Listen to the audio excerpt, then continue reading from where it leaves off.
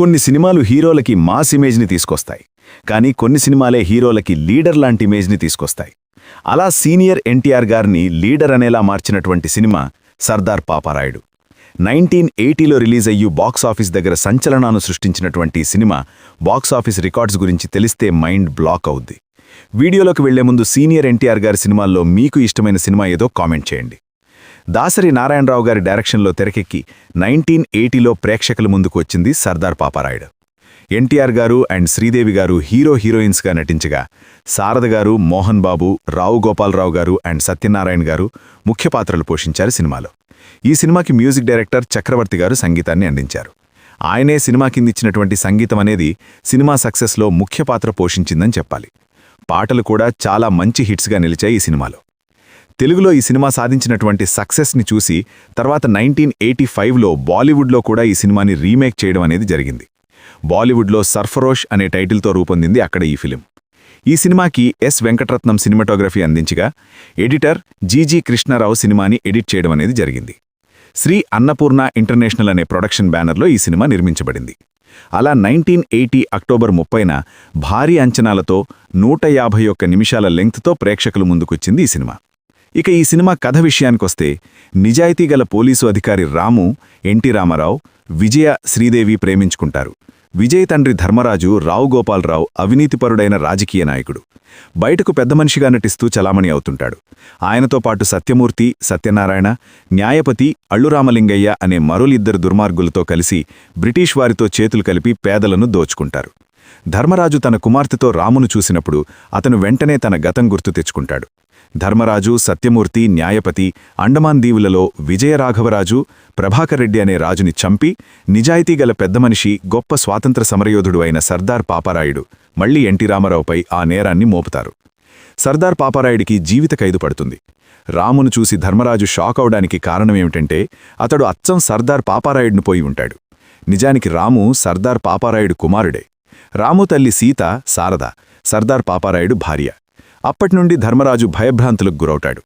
అతని కర్మకాలి సర్దార్ పాపారాయుడు జైలు నుండి విడుదలవుతాడు. తప్పుడు కేసు పెట్టి తనను జైల్లో పెట్టినందుకు ధర్మరాజుపై ప్రతీకారం తీర్చుకోవాలని నిర్ణయించుకుంటాడు. అతనికి, అతని కుమారుడికి మధ్య విభేదాలు మొదలవుతాయి. చివరికి న్యాయం గెలవడంతో ఈ చిత్రం సంతోషకరమైన సుఖాంతమవుతుంది.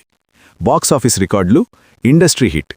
ఈ చిత్రం విడుదలైన తర్వాత అప్పటి వరకు ఉన్న అనేక రికార్డులను తిరగరాసి బాక్సాఫీస్ వద్ద ఎన్టీఆర్ అడవిరాముడు తర్వాతి స్థానంలో దాదాపుగా ఇండస్ట్రీ హిట్గా నిలిచింది. సెంటర్స్. ఆ రోజుల్లోనే ఈ సినిమా 20కి పైగా కేంద్రాలలో 100 రోజులు ప్రదర్శితమై ఘన విజయం సాధించింది. ముఖ్యంగా బీసీ సెంటర్లలో కూడా వసూళ్ల వర్షం కురిపించింది. వసూళ్లు. సుమారు 3.5 కోట్ల రూపాయల బడ్జెట్తో తెరకెక్కిన ఈ చిత్రం అప్పట్లోనే భారీ లాభాలను తెచ్చిపెట్టింది. సినిమా ప్రత్యేకతలు. ద్విపాత్ర అభినయం. ఇందులో ఎన్టీఆర్ తండ్రి సర్దార్ పాపారాయుడు, కొడుకు రాముగా 2 విభిన్న పాత్రల్లో నటించారు. ముఖ్యంగా బ్రిటిష్ కాలం నాటి స్వాతంత్ర సమరయోధుడి పాత్రలో ఎన్టీఆర్ వాచకం, గంభీరత ప్రేక్షకులను విశేషంగా ఆకట్టుకున్నారు. దాసరి మార్క్.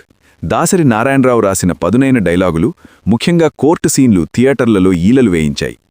సంగీతం. చక్రవర్తి అందించిన సంగీతం, ముఖ్యంగా జ్యోతిమయీ మరియు తెల్లారక ముందే వంటి పాటలు సినిమా విజయానికి తోడ్పడ్డాయి. ఈ సినిమా బాక్సాఫీస్ ప్రస్థానం అప్పట్లో ఒక ట్రెండ్ సెటర్. అలా ఈ సినిమా బాక్సాఫీస్ దగ్గర అదరగొట్టింది. మరి ఈ సినిమాపై మీ అభిప్రాయాన్ని కామెంట్ చేయండి. తెలుగు చిత్ర పరిశ్రమలో సూపర్ స్టార్ కృష్ణది ఓ విశిష్టమైన చరిత్ర. తెలుగు సినిమా ప్రతి మలుపులోనూ ఆయన ఓ మైలురాయిగా నిలిచారు. పరిశ్రమ కొత్తపుంతలు తొక్కుతున్న ప్రతి దశలోనూ ఆయన తన ముద్రను వదిలారు. సాహసాలకు మారుపేరు, ప్రయోగాలకు అసలు పేరు. కొండలను సైతం ఢీకొన్న ఘనుడు. ఎన్ని అవాంతరాలు ఎదురైనా తను అనుకున్నది చేసి చూపించిన వారియర్. తెలుగు సినిమాకు కొత్త రంగులు, హంగులు, కొత్త బాటను చూపిన హీరో. ఆ పక్క ఎన్టీఆర్, ఏఎన్ఆర్ వంటి మహామహులతో, మరోపక్క శోభన్ బాబు, కృష్ణన్ రాజు వంటి సమకాలీన హీరోలతో పోటీపడుతూ తనదైన శైలిలో పైనుంచి వెండితెరపై కొత్త ముద్రను వేసిన సూపర్ స్టార్. కౌబాయ్గా కనువిందు చేసిన జేమ్స్ బాండ్గా కనిపించి వైవిధ్యం ప్రదర్శించిన ఆయనకే చెల్లింది. ఏడాదికి 18 సినిమాలు చేసి పరిశ్రమను పరుగులు పెట్టారు. 365 చిత్రాల్లో నటించి తెలుగులో మరే హీరోకీ లేని అరుదైన రికార్డు సొంతం చేసుకుని ప్రేక్షకుల గుండెల్లో సూపర్ స్టార్గా నిలిచిపోయారు. అభిమానుల దృష్టిలో ఆయన ఇప్పటికీ ever green hero. Super star Krishna సరసన 31 చిత్రాల్లో నటించిన ఘనత అతిలోకసుందరి శ్రీదేవిది. బాలనటిగా కృష్ణ కాంబినేషన్లో 5-6 చిత్రాలు చేసిన శ్రీదేవి హీరోయిన్గా ఎదిగిన తర్వాత ఆయనతో నటించిన తొలి చిత్రం బుర్రెపాలెం ముల్లోడు. విజయ నిర్మల, జయప్రద తర్వాత హీరో కృష్ణ సరసన అత్యధిక చిత్రాల్లో నటించిన హీరోయిన్ శ్రీదేవి. అంతేకాదు, కృష్ణ నిర్మించిన హిమ్మత్వాలా చిత్రంతోనే శ్రీదేవి హిందీ చిత్ర పరిశ్రమలో కథానాయికగా ఎదిగారు. ఆ కృతజ్ఞతాభావంతో తను హిందీ సినిమాల్లో బిజీగా ఉన్నప్పటికీ తీరిక చేసుకుని హీరో కృష్ణ చిత్రాల్లో నటించేవారు శ్రీదేవి. 1980లో హీరో కృష్ణ శ్రీదేవి కాంబినేషన్లో 4 చిత్రాలు విడుదలయ్యాయి. వాటిలో తొలి సినిమా ఘరానా దొంగ. సూపర్ స్టార్ కృష్ణ, దర్శకేంద్రుడు రాఘవేంద్రరావు కలయికలో వచ్చిన రెండో సినిమా ఇది. భారీ బడ్జెట్ చిత్రాలు నిర్మించడానికి కేర్ ఆఫ్ అడ్రస్గా నిలిచిన నిర్మాత త్రివిక్రమరావు హీరో కృష్ణతో నిర్మించిన తొలి చిత్రం ఘరానా దొంగ. ఆ తర్వాత కృష్ణ శ్రీదేవి కాంబినేషన్లోనే త్రివిక్రమరావు నిర్మించిన ఖైదీ రుద్రయ్య సినిమా కూడా సంచలన విజయం సాధించింది. ఇద్దరు ప్రముఖ రచయితలు సత్యానంద్, జంధ్యాల ఒకటిగా కలిసి చిత్రరంగంలో నడవాలని నిర్ణయించుకున్న తర్వాత రచన చేసిన సినిమాల్లో ఇది మొదటిది. ఈ సినిమాకు సత్యానంద్ మాటలు రాశారు. హీరో కృష్ణ చలాకీ నటన, శ్రీదేవి గ్లామర్, సత్యానంద్ మాటలు, వేటూరి పాటలు ప్రేక్షకులకు తెగ నచ్చేశాయి. పాటల్ని అందంగా, ఆకర్షణీయంగా తీయడంలో రాఘవేంద్రరావు స్పెషలిస్ట్ అని వేరే చెప్పనక్కర్లేదు. ఘరానా దొంగ చిత్రంలో పాటల్ని ప్రేక్షకులకు నచ్చే విధంగా అభిమానులు ఈలలు వేసే రీతిలో చిత్రీకరించారు రాఘవేంద్రరావు. ఈ చిత్రంలో మెయిన్ విలన్గా రావు గోపాలరావు, ఆయన కొడుకుగా మోహన్ బాబు నటించారు. భారీ ఓపెనింగ్స్తో విడుదలైన ఘరానా దొంగ చిత్రం ఘన విజయం సాధించింది. ఈ సినిమాపై మీ అభిప్రాయాన్ని కామెంట్ చేయండి. మరిన్ని ఇంట్రెస్టింగ్ ఇన్ఫర్మేషన్ వీడియోస్ కోసం మా ఛానల్ని సబ్స్క్రైబ్ చేసుకుని పక్కనున్న బెల్ ఐకాన్ని యాక్టివేట్ చేసుకోండి. మీ వంతు సపోర్ట్గా ఈ వీడియోని లైక్ చేయండి.